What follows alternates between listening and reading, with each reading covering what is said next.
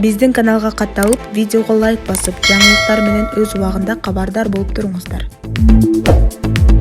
Орусиянын 750 миллион долларлык крейсери чөгүп кетти. Орусия Кара деңиздеги флотонун флагманы деп саналган Москва крейсери чөгүп кеткендигин ырастады. Буга чейин Украин күчтөрү бул аскердик кемеге Нептун ракетасы менен сокку ургандыгын жарыялаган. 15 апрелге караган түнү Киев, Херсон жана Харьков шаарларында катуу жарылуу болгондугу кабарланды. Москва ракеталык крейсери Кара деңизге чөгүп кеткенин Орусиянын коргоо министрлиги бейшембинин кечинде жергиликтүү маалымат агенттиктерине ырастады. Орус тараптын жүйөсүндө ылайык кемеде ок дарылардын жарылуусунан улам өрт тутанып, андан крейсердин корпусу жабыркаган. Мындан улам кемени портко сүйрөп жеткирүүгө аракет кылышкан, бирок крейсер тең салмагын жоготкон. Деңиздеги бороондун толкуну шартына кеме чөгүп кетти деп айтылат билдирүүдө. Азырынча бул окуяда канча киши жабыркаганы же каза тапкандыгы так белгисиз. Орусия кеменин экипажы эвакуацияланган билдирүүдө. Бир күн мурда Украин күчтөрү Орус крейсерин сокку ургандыгын жарыялашкан. Кемелерди бутага алган Нептун ракетасы менен Кара деңиз аймагындагы Москва крейсерине сокку урулду. Орусиянын Кара деңиздеги флотон флагманы олуттуу жабыркады. Өрт башталды.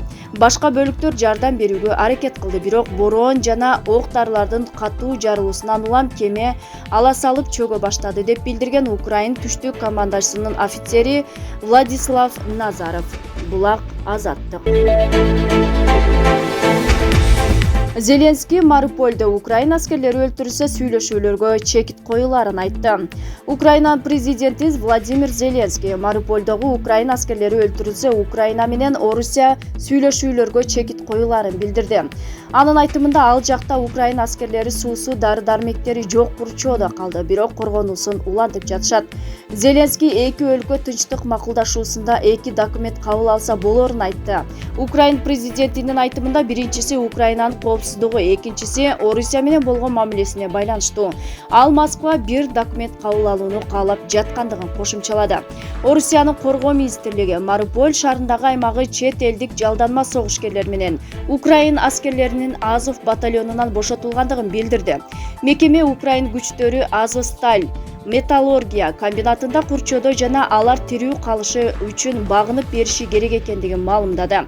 Коргоо министрлигинин маалыматына ал жакта 2,5 миңдей киши бар.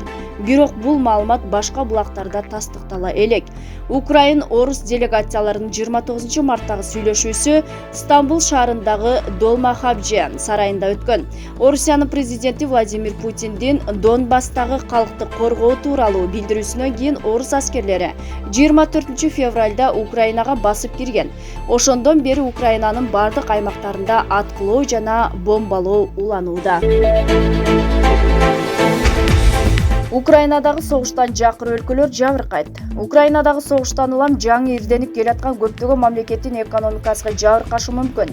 Бул тууралуу Бириккен Улуттар уюмунун баш катчысы Антонио Гутерриш 13 апрелде билдирди.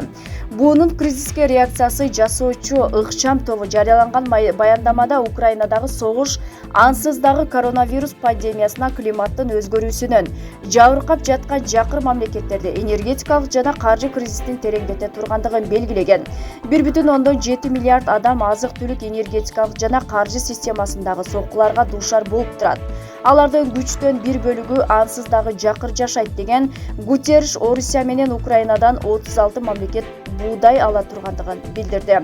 Алардын арасында Кыргызстан дагы бар. Баш катчы азык-түлүккө жана энергетикага болгон баанын өсүшү жакыр мамлекеттерде социалдык жана саясий туруксуздукка алып келиши мүмкүн экендигин эскертти. Гутерриш Украинадагы согушту токтотууга, экспорттук чектөөлөрдү алууга, кайра калыбына келе турган энергия булактарына инвестиция салууга жана өнүгүп бараткан мамлекеттерди каржылык жактан колдоого чакырды. Буунун соода жана өнүгүү агенттигинин баш катчысы ыкчам топтун ишин координацияланган Ребека Гриспандын айтымында 107 мамлекет Украинадагы согуштун кесепетинен пайда болгон 3 кризистин биринде дуушар болот. Алар азык-түлүккө болгон баанын көтөрүлүшү, энергетикага баасынын өсүшү, финансылык шарттардын катаалдашы, Баяндамада жалпысынан 1,2 миллиард адам жашаган 69 өлкө жогоруда сөз болгон 3 кризиске тең кандайдыр бир деңгээлде кабылганы жазылган. Аларга Африкадагы 25, Азия менен Тынч океан аймагындагы 25 мамлекет жана Латын Америкасы менен Кариб бассейнинин аймагындагы 19 өлкө кирет. Орусия дүйнө газ экспорту боюнча биринчи, мунай экспорту боюнча экинчи орунда турат. Андан тышкары Орусия менен Белоруссия дүйнөдөгү жер семирткечтердин 20% экспорттойт. Гутеррестин айтымында мунай баасы дүйнөдө соңку жылы 60%, газдын баасы соңку аларда 50%-га көтөрүлдү. Жер семирткечтердин 2 эсе кымбаттады. Эл аралык уюмдун ыкчам тобу азык-түлүк менен туруктуу камсыздоонун жолун ачып, экспорттук чектөөлөрдү алып, жакыр мамлекеттерге каралашууга чакырды. Гутерреш мындай аракетке азык-түлүк баасы мындан ары көтөрүлбөшүнө жардам бере тургандыгын айтты. Ал ошондой эле буудайдын табигый отун катары колдонбоого үндөдү. Дүйнө бул кризистен пайдаланып кайра калыбына келчү энергия булактарына өтүүнү тездетиш керек экендигин пикирин бөлүштү. Мамлекеттик катчысы Энтонио Блинкен Украинадагы жаңжал Вашингтондун айтымында 2022-жылдын аягына чейин созулушу мүмкүн деп билдирди. Бул тууралуу CNN кабарлады. Телеканал Кошмо Штаттар Орусиянын аскердик атайын операциясынын убактысы карата баасын өзгөрткөндүгүн белгилейт. Мурда Вашингтон ал кыска убакытта бүтөт деп күткөн. 22 мартта Кремлдин басма сөз катчысы Дмитрий Песков атайын операция алдын ала түзүлгөн пландарга жана милдеттерге ылайык жакшы өтүп жаткандыгын билдирди. Анын айтымында башынан эле эч ким 1-2 күн талап кылынат деп күткөн эмес. Песковдун сөзүн Орусиянын президенти Владимир Путин дагы тастыктап, атайын операция катуу графикке ылайык жүрүп жаткандыгын билдирди. Ошол эле учурда Кремль Донбассты коргоо боюнча атайын операциянын соңуна чыгуу мөөнөтүн жарыялаган жок. Ал өз убагында жана толук бүткөрүлөт деп баса белгиледи Песков. Эске салсак, Орусия Украинага каршы согушту 24 февралда баштаган. Орусия анын куралдуу күчтөрү, аскерий соккулары, Украинанын аскердик инфраструктурасы, күч түзүмдөрүнө уруп жаткандыгын, жай жарандарга багытталбагандыгын билдирет. Орусиянын колдоосу менен ДР жана ЛР топтору дагы өз убактарын улантууда. Путин Украинанын оккупациялоо туурасындагы кеп жок экендигин айтат. Булак Назарыңызга. Орусияга келген ар бир мигранттын биометрикалык паспорту болуш керек. Орус бийлиги өлкөгө келген мигранттар тууралуу бардык маалыматтарга, анын ичинде биометрикалык маалыматтарга ээ болушу керек. Болбосо алар кирүүдөн баш тартышы мүмкүн деп билдирди Россия Федерациясынын Коопсуздук кеңешинин башчысынын орун басары Дмитрий Медведев өзүнүн Telegram каналында. Жума күнү эртең менен Коопсуздук кеңешинин мамлекеттик миграция саясатынын өркүндөтүү боюнча ведомстволор аралык комиссиясынын жыйыны өттү. Медведевдин айтымында иш-чарада миграциялык каттоонун бирдиктүү заманбап маалымат системасынын түзүү маселеси талкууланды.